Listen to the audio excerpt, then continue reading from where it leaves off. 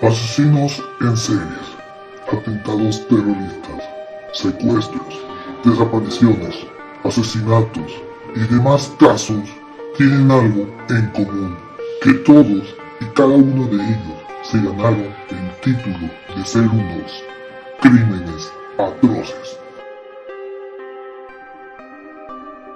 Bienvenidos sean a Crímenes Atroces, el podcast en donde cada semana yo, Santiago Quiroz y Abato, les contaré a todos ustedes los casos de crimen real más atroces, macabros, mediáticos, terroríficos y sanguinarios que han marcado la historia de la humanidad. Bienvenidos sean a otro viernes de criminal, ya con el episodio número 7. Espero mucho que les haya encantado el episodio 6 del Asesino del Zodiaco.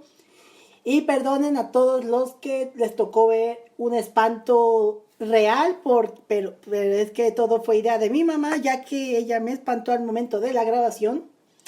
Pero bueno, dejando todo eso a un lado, quiero que disfruten el episodio de hoy, que estén disfrutando su viernes, y les traigo un caso grandioso que ocurrió aquí en México.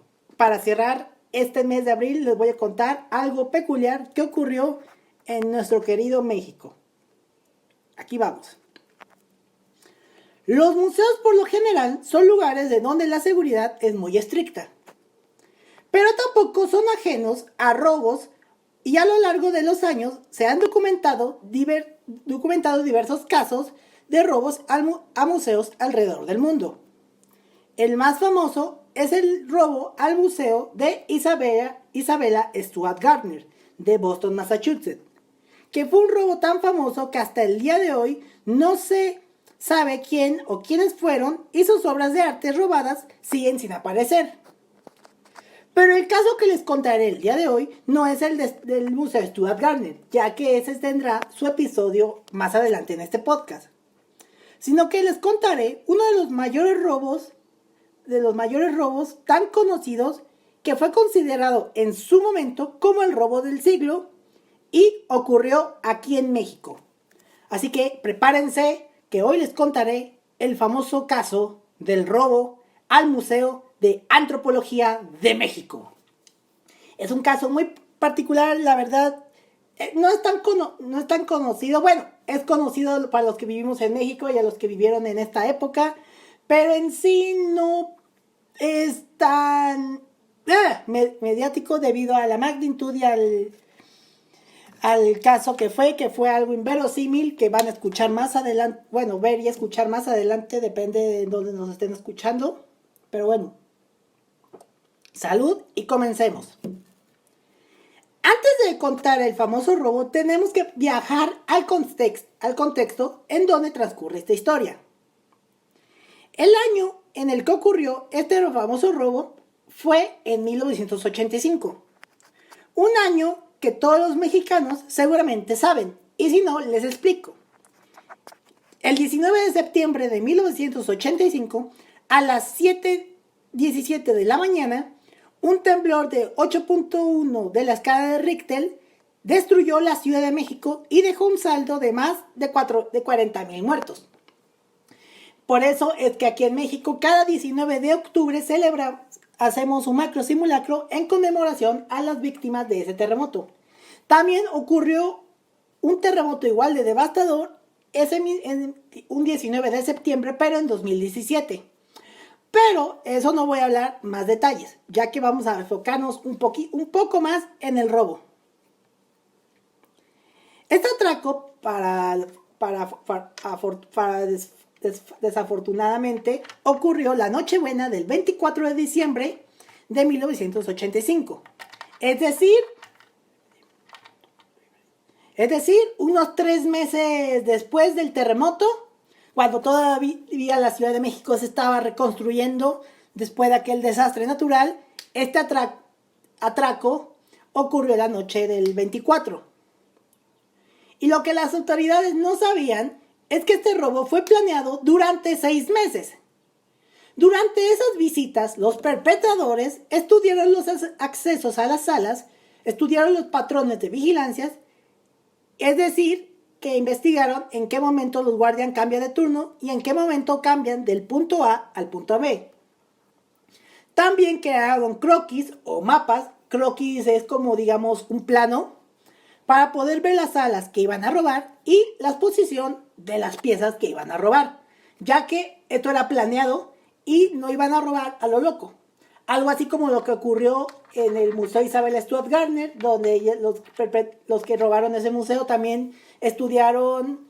De hecho, el de Isabel Stuart Gardner ya estoy esperando a que llegue a contarles ese episodio, ya que fue un atraco sorprendente, ya que se robaron varias piezas de Rembrandt y otros artistas y hasta la fecha siguen sin recuperarse y van a ese museo y siguen los marcos vacíos. Eso ya será más adelante. Pero bueno, vamos a empezar. Lo más importante de todo es que este atraco es que averiguaron sobre el valor de las piezas para seleccionar las que iban a ser robadas. Ya que, como mencioné, como fue estudiado prácticamente a detalle, ellos no iban a robar piezas de que digan, esto cuesta menos, no, este cuesta más, esto cuesta los de tal. O sea, en verdad estudiaron y averiguaron mínimo cuánto valían las piezas en el mercado negro, que podría valer millones de pesos de aquella época.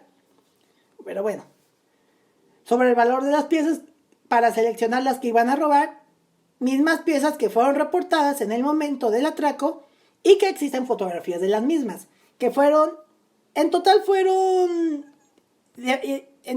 muchas piezas, pero mostraron únicamente fotografías de las más importantes. Esa ya la verán más adelante, el momento que saque los show notes, las videonotas del episodio. Ahí la verán, sabrán cuáles piezas eran. Bueno, ya llegada la noche del 24, mientras todas las familias mexicanas estaban reunidas para cenar e intercambiar regalos con sus seres queridos, los perpetradores llegaron al museo en un Volkswagen Sedán, un carro muy moderno para la época, en donde se estacionaron, brincaron la reja que colinda con Paseo de la Reforma y entraron por un conducto de aire acondicionado que conectaba con la Sala Maya. Es decir, cual típico cliché de película de atraco, entraron por la ventilación. Que eso es muy cliché, la verdad. O sea, no lo puedo comparar con el de Isabella Stuart Gardner, ya que ahí sí entraron como policías y ahí ocasionó todo el desmadre. En esa noche se encontraban 8 vigilantes de la Policía Bancaria e Industrial, además de la Policía de la Ciudad de México, dedicada a la vigilancia nocturna. Tenían como misión la vigilancia del museo, pero aquí verán la ineptitud de las autoridades mexicanas en ese momento. Perdone, se me dio cuenta que tenía que prender esta lucecita, por eso el flashazo de repente. Pero bueno, continuamos. Pero en lugar de estar haciendo sus rondas y custodiando las piezas, los oficiales de vigilancia se encontraban celebrando la Navidad en un solo punto del museo e ingiriendo bebidas alcohólicas y descaradamente incumpliendo con el protocolo de vigilancia vigente que se establecía en ese momento. Entre otras medidas, como cierto número de rondines por sala y cerrar sus puertas. Cuestión que fue aprovechada por los ladrones para cometer tal robo. Es decir, los policías, en vez de estar cuidando las piezas, cerrando las puertas de las salas y dando sus rondines, se decidieron ir a un cuarto, encerrarte, valiéndoles madre, ingiriendo bebidas alcohólicas. Y miren, yo la verdad sí sé que es horrible estar trabajando en algo importante. De hecho, yo tuve que grabar episodios durante mi cumpleaños y créanme que es aburrido y no poder celebrar también mi cumpleaños porque tengo que estar grabando. Pero aún así, no es excusa para dejar a un lado tu chamba. Ok. Cuestión que fue aprovechada por los ladrones. En declaraciones dadas por uno de los ladrones al momento de su captura, indicaron que las puertas de las salas estaban abiertas y que pudieron sacar las piezas de las vitrinas de cada exhibición con toda la facilidad del mundo, por culpa de los policías que les valía madres. Luego del robo, los dos ladrones escaparon del lugar con todo el botín y fue ocultado en una casa ubicada en Jardines de San Mateo, en Naucalpan, Estado de México, donde yo nací. Eso es información personal, si querían saber, y si no, pues solamente lo dije, y estoy orgulloso de eso. El robo fue descubierto en el cambio de guardia de las 8 de la mañana del día 25 de diciembre, convirtiéndose rápidamente en una noticia de impacto nacional e internacional y provocando un escándalo en la comunidad cultural mexicana y latinoamericana.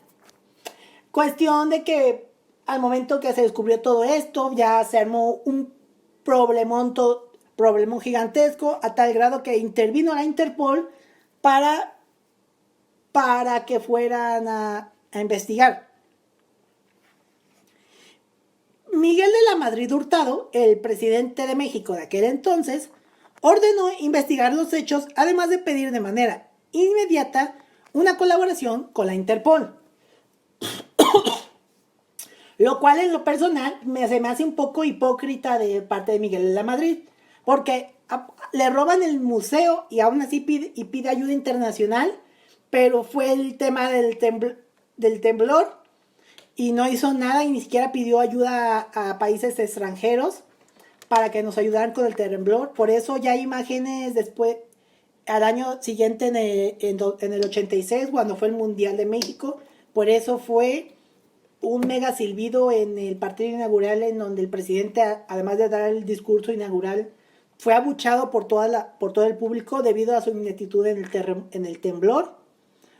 Tal vez sí puedo hablar más adelante, ya haré un top, digamos 5 de la sala de infamia de los presidentes de México, ya que son casos sorprendentes y algunos tienen ineptitudes. Pero bueno, continuemos con la historia. Un grupo de peritos y criminólogos de la Procuraduría General de la República, o PGR, como era llamado en ese momento, llegó al lugar para recabar evidencias. Los 8 vigilantes que no estaban cumpliendo con su chamba fueron detenidos de forma preventiva. ¿Y qué significa de forma preventiva? Significa que eran sospechosos porque, como ya mencioné, los policías no estaban haciendo su chamba y estuvieron emborrachándose mientras ocurrió todo esto, así que se pensó que fue un trabajo interno. Yo digo que también pudo pasar en el Stuart Gardner, ya que, como mencionan los documentos, en el Stuart Gardner hubo los ladrones estaban disfrazados de policías y luego, no sé, alguien adentro les ayudó fácilmente. Es una de mis teorías. Ya lo hablaremos más a detalle cuando toquemos el caso del Museo Gardner, pero ahorita estamos en México. Bueno, los 8 policías fueron detenidos de forma preventiva por posible colaboración. Es más por ineptitud. Qué bueno que los atraparon en ese momento. No sé si esos policías todavía siguen vivos. Y si sí, pues me gustaría entrevistarlos para saber el por qué decidieron ignorar su trabajo. Bueno, asimismo, la Asociación de Amigos del Museo Nacional de Antropología ofreció una cuantiosa recompensa de 50 millones de pesos, 50 millones de ese tiempo, para la o las personas que dieran pistas sobre el paradero de las piezas robadas.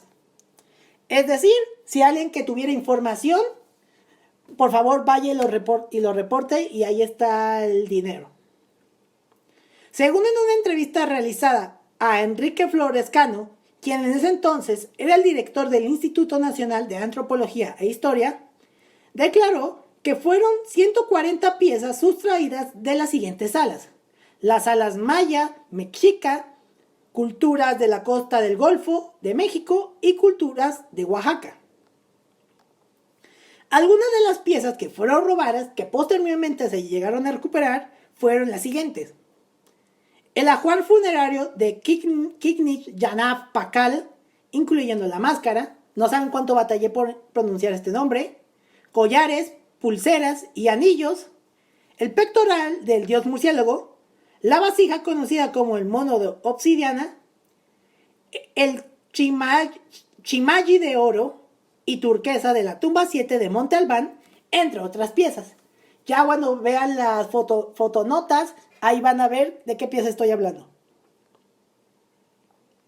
El gobierno mexicano trató de contener los daños reputacionales tras el suceso, por lo que se organizó una conferencia de prensa como la encabezada por el director Enrique Florescano, el que declaró el número de piezas en total que se robó, quien defendió la labor oficial al señalar que los robos ocurren en museos de muchos países, así como el funcionamiento del protocolo de seguridad vigente en 1985, que en la opinión del director dijo no había fallado en 20 años.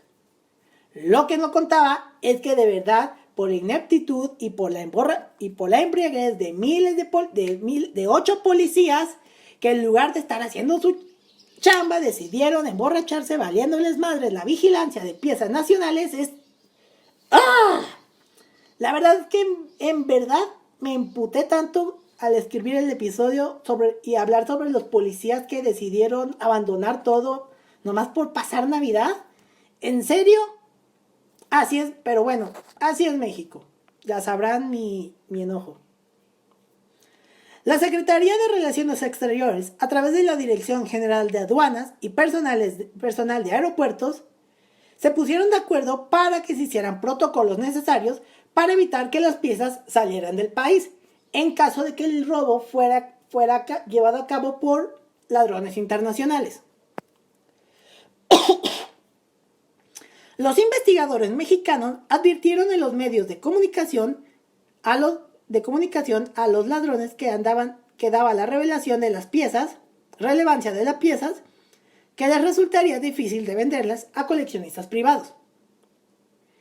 El museo, tristemente, lució por varios meses las vitrinas vacías con un cartel señalado como robo. Es decir, mostraban siguió abierto el museo hasta este punto, solamente que las vitrinas mantuvieron vacías y con un cartel de robado, digamos como hacer un homenaje a las piezas robadas, como en el Museo Isabella Stewart Gardner.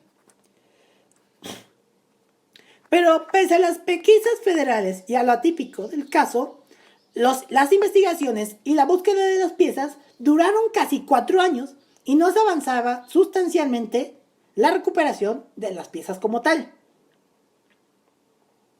Se plantearon diversas hipótesis, pero las más sólidas y la que afirmaba que lo siguiente, que los ladrones pertenecían a una banda profesional que se dedicaban al robo de arte y que quizás eran los mismos responsables de un robo que había ocurrido previamente en un museo en Yucatán. Y prepárense, ya sé que este episodio va a ser corto, pero prepárense para el giro inesperado de la historia. En un giro inesperado y al momento que se dio la recuperación de las piezas después de casi 4 años, la Procuraduría General de la República se dio cuenta que el robo, y escúchenlo bien, que el robo no fue realizado por ladrones expertos, sino que fue efectuada por 2 jóvenes de clase media y que las piezas estaban escondidas en un closet en la casa de los padres de uno de estos ladrones. Es decir, todos los investigadores, PGR, Interpol, Policía de la Ciudad de México, todo México estaba pensando que todo esto lo hicieron ladrones internacionales que estaban dedicados al robo y que resultó al final que este robo fue efectuado precisamente por 2 jóvenes de clase media que estudiaban veterinaria en la UNAM y que por razones desconocidas dijeron, mira, metámonos a este museo, ¿qué puede pasar? Literal, esto es uno de los casos más inesperados que puede ocurrir en el mundo y precisamente ocurrió en México, o sea, y perdonen si me exalté, pero en serio, si ustedes estaban esperando que en verdad eran ladrones internacionales, lamento decirles que no. Al final fueron dos jóvenes que a lo mejor no tenían nada que hacer y decidieron robarse el museo. La verdad, este caso a mí me causa un poco de gracia porque yo no entiendo cómo es que dos jóvenes que no tenían nada que hacer, que eran de clase media, sin necesidades económicas, y digo, a lo mejor el contexto que fue el año y fue el temblor, muchas personas perdieron casas, perdieron dinero, perdieron trabajos y demás, y hasta perdieron familiares, pero no sé cuál fue el motivo de estas personas para entrar a un museo y robar 140 obras y dejar perpleja a la policía del país, casi dejando en ridículo a todo el país en ese momento. Digo, en lo personal yo hubiera intentado hacer lo mismo, pero ya la seguridad se reforzó. Pero bueno. Los ladrones que realizaron lo que en su momento fue llamado el robo del siglo tenían nombres y apellidos, los cuales eran Carlos Perches Treviño, de 25 años, y Ramón Sardina García, de 26 años, quienes eran estudiantes de veterinaria en la Universidad Nacional Autónoma de México, es decir, la UNAM, y quienes conocen la UNAM lo conocerán ya sea por la universidad o por el equipo de fútbol, y que vivían en Jardines de San Mateo, lugar donde se encontraron las piezas, que fue en un closet, y en Ciudad Satélite. Las razones del por qué se realizó este robo jamás fueron claras, por lo que yo quiero sugerir que realizaron todo esto porque querían ser reconocidos y mostrar todas las fallas en las estrategias de seguridad del museo de aquel entonces, el cual lo consiguieron, porque no contaban de que los policías se iban a encerrar en un cuarto a tomar toda la noche, dejando fuera su chamba, y estos entraran como Pedro por su casa a robarse 140 piezas.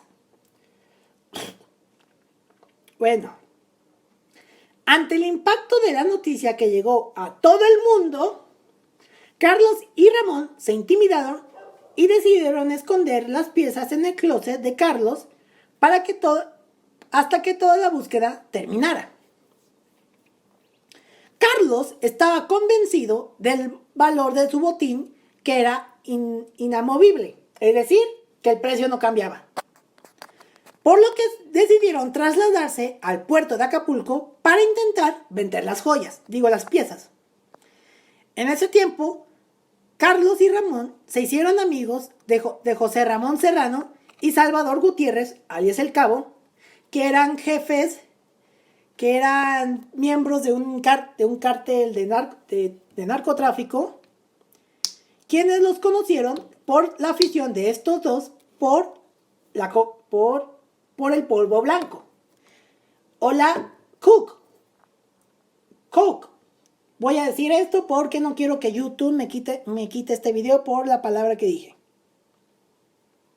Pasaron casi los 4 años hasta que el 1 de enero de 1989, miembros de la Policía Judicial Federal detuvieron a Gutiérrez para averiguar si él sabía algo sobre las piezas robadas del museo. Gutiérrez, con el fin de que su condena fuera menor tras su detención, él cobardemente negoció con las autoridades federales, dándole toda la información sobre el robo y la localización de las piezas. Es decir, fue de rajón. Para los que no son de México, rajón es decir que que fuiste de chismoso. O no sé cómo digan chismosa en su país, pero si pueden, díganme cómo se dice chismoso en su país, porque me gustaría saber. Después de varias semanas, al investigar el paradero, los policías investigadores localizaron a Carlos Peches y fue detenido en junio del 89. Y en total se fueron recuperadas 111 piezas del closet de su casa. 7 de las piezas robadas fueron conservadas por Ramón Sardinas, quien logró escapar y prófugo, prófugo, hasta nuestros días. Es decir, es de paradero desconocido. Además de Carlos, fueron detenidos y encarcelados su hermano Luis Perches Treviño y otros acusados del encubrimiento. Entre ellos se encontraba Isabela Camila Maciero, conocida como la Princesa Yamal, que era una vedette de esos años y quien presuntamente mantenía una relación con José Ramón Serrano. Otro de los que también estuvieron sospechosos por el encubrimiento fueron el estadounidense Gary Nathan, Juan Castillo Carriles y Hugo Pérez Radilla. Cuando Carlos fue interrogado por lo ocurrido y el por qué fue las razones del robo, dio diferentes versiones, por lo cual, y ya mencionado, las razones siguen sin ser claras.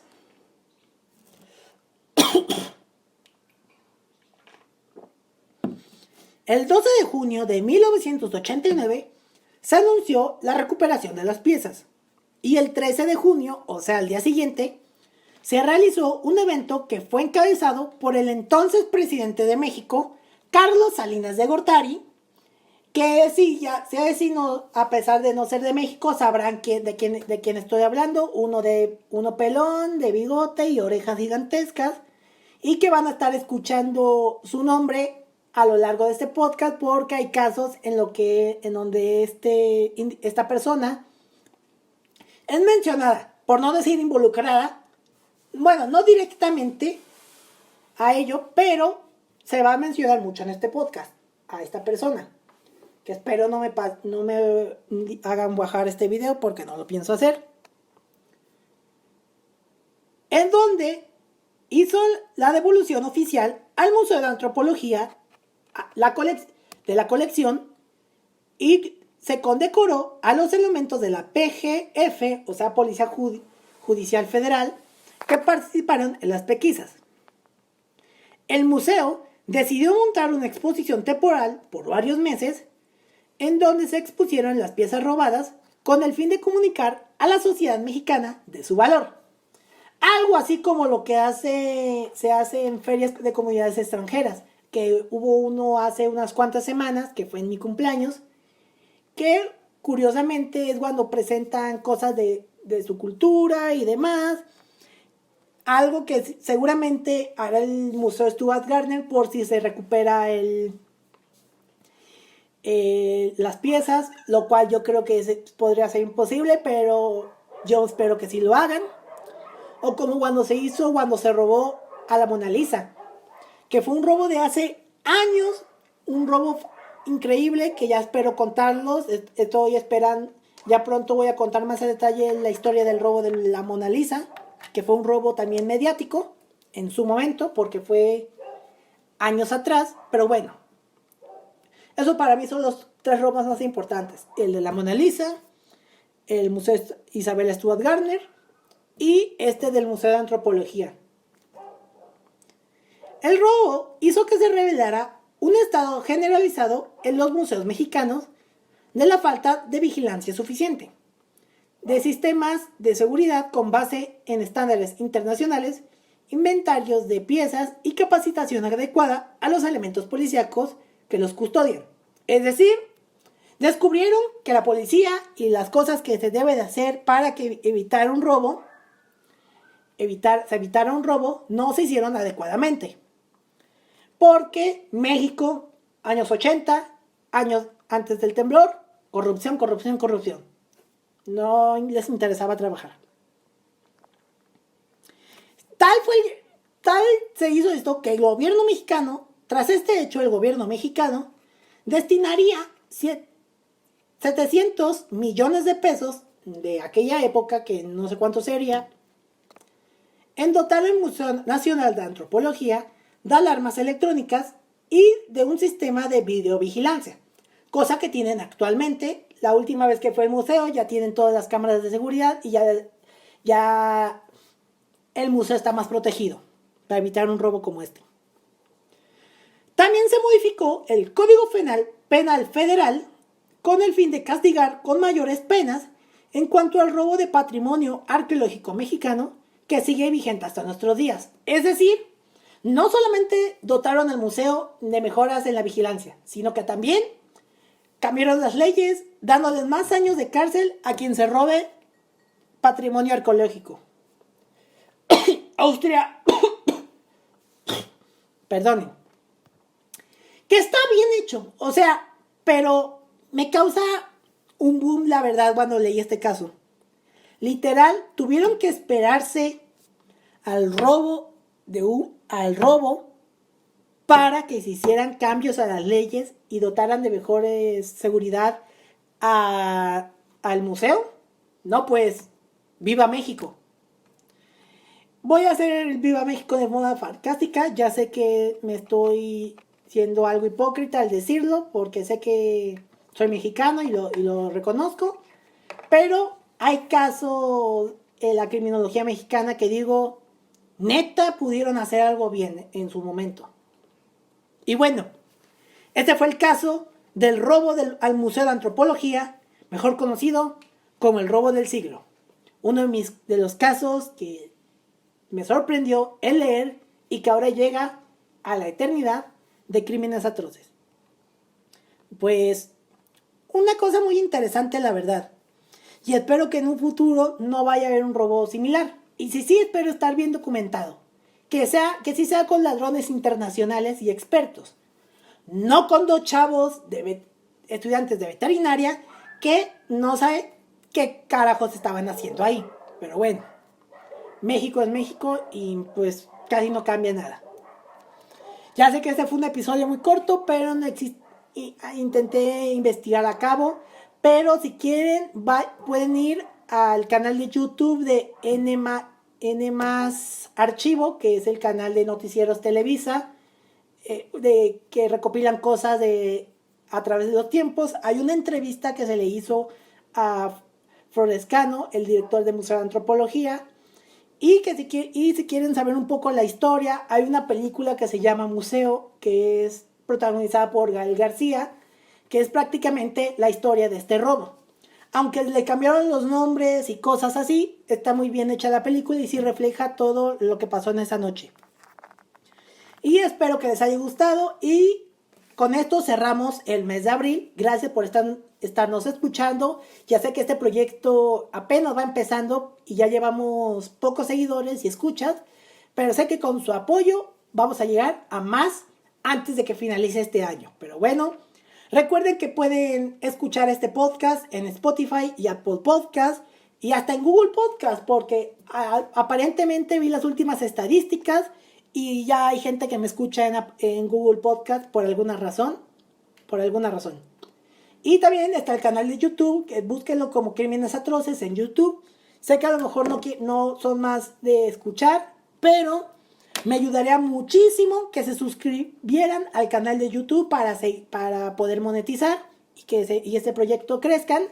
Y si tienen amigos que les gustan los casos de crímenes, pueden compartir los episodios, este y otros episodios, para llegar a más audiencia. Y recuerden que pueden seguir, que si quieren ver las fotonotas, esperar cuando aparezca el siguiente episodio y demás, pueden seguirme en las diversas redes sociales. En Twitter estamos como @crímenesatroces y en Instagram como @crímenesatrocespodcast. Y a mí, si quieren saber un poco de mi vida, pues pueden seguirme en Twitter como @santqs99 y en Instagram estoy como @santiqs99. Y con esto terminamos el episodio de hoy, el último episodio de abril. Espero que estén disfrutando su viernes. Nos vemos y nos escuchamos la siguiente semana. Hasta la próxima. Muchas gracias. Asesinos en series, atentados terroristas, secuestros, desapariciones, asesinatos y demás casos tienen algo en común, que todos y cada uno de ellos se ganaron el título de ser unos crímenes atroces.